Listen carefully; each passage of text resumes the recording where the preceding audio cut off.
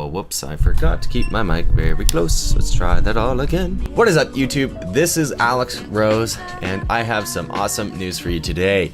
Yesterday, I had a studio session with King Pyro, and we worked on 2 tracks, one of which will be my next single, and the other will be released sometime in the summer. So look out for that. I have some exciting news about it as well for next week.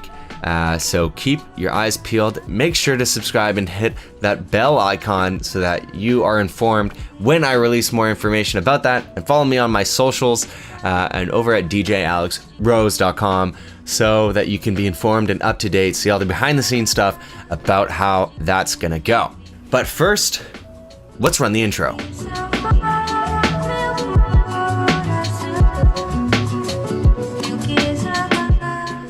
So today I want to talk about a special topic to me, and that is the topic of raving. Obviously, being in the EDM scene, going to raves and music festivals, electronic music festivals, is a big part of being in the culture. I actually became a producer and a DJ after going to my first EDM music festival Contact in 2015, right at the beginning, or at the end of the year. And experiencing my first big festival and seeing Oliver Heldens set. Before then, I'd been involved with music for quite a long time. Actually, I was a musician. I was a singer doing jazz music, doing soft rock. I was in an alt rock band as well. And I had also been really into hip hop and been kind of messing around with doing hip hop beats in FL Studio. But this was the first time that I was exploring the production side of EDM after experiencing it. Before then, I didn't really like EDM all that much. I'd just been getting into pop music, which is basically EDM with vocals. So I was just kind of introduced to it at the very end of 2015. And I had an amazing time at Contact in 2015. I learned all about plur, peace, love, unity, respect.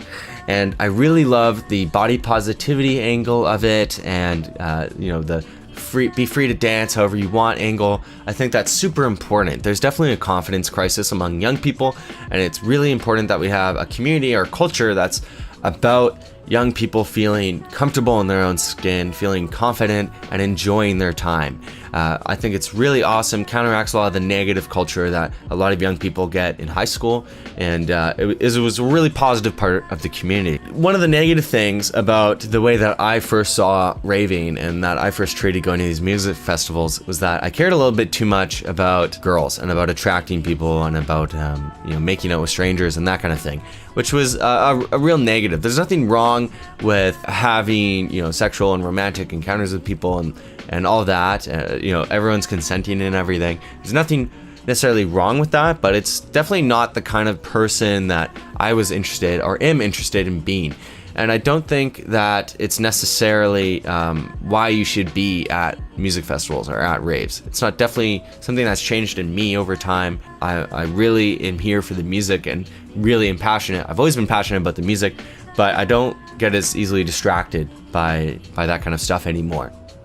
Something that I also realized the more music festivals I started going to and the more I started to explore was that there was a lot of... I live in Canada, by the way. I'm from Vancouver, and all of our music festivals and raves are all ages. Unlike in the United States, I know that they're all 18 plus, which is probably a good thing, because here there's a lot of really young girls in particular who go because they think it makes them look cool. They're like 14, 15, and they're trying to signal to their friends that they're a cool person. They take the photos at the rave. They might not even know who the DJs are. They might also do drugs as well because they think that will make them look cool. And it's a huge problem. I'm not here to pass judgment on people doing drugs or whatever. Like, do you? But as long as you're an adult and you understand the consequences of your action. But the problem is that there's a lot of young people who are not even 16 yet, and we don't even expect them to be able to drive, and they're taking these huge responsibilities and huge risks in their life,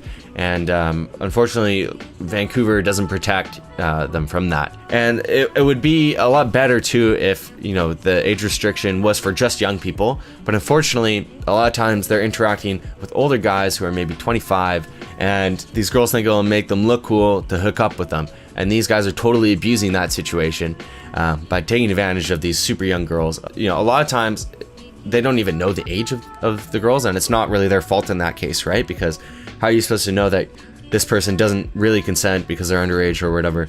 How are you supposed to know that if you don't even know they could be 15, they could be 20, right? So I'm not even saying that I blame all guys for this, but there definitely are cases where the guys know that girls are super young and, you know, they're just taking advantage of them, and the girls are consenting, but it's uninformed consent because they're underage and they don't really understand what's going on and what the long-term consequences of acting that way are. So it's just something that I became very aware of the older I got and the more raves I went to, and that I think is a little bit of a problem. And so now it's made me kind of conflicted. I usually just go to raves with core friend groups, and I still love being in the front of the crowd and really enjoying, you know, the artists. I just saw Flux Pavilion and he was awesome. As I mentioned, I went to Lucky Music Festival in Tacoma, Washington, and it was great. And I'm really happy that, you know, in the EDM culture, you can see so many artists that you love for such a low cost, right? If this was any other genre of music, it would be much more expensive to see the same caliber of artists, right? People pay the same amount to see just Kanye West as they pay to see 8 super famous DJs. So I love that part of it. I'm just concerned about Vancouver's lack of age restriction and the problems that introduces. So I'm kind of conflicted about music festivals I want to go into in the future. I'm starting to get a lot more into kind of the club scene and individual show scene the more I play more clubs and stuff here. But it's definitely something I'm conflicted on, and it's something that I think is an ongoing discussion I'm having with others, and that I would love to have with you. So if you have thoughts, tell me about what your journey through music festivals has been like, what your thoughts is. Should raves be all ages? Should they be age restricted? What do you think about that? What is it like in Europe or other parts of the world outside of North America? Because I'm really curious if they have those same restrictions or not. Thanks for watching. Make sure to like if you enjoy this kind of content.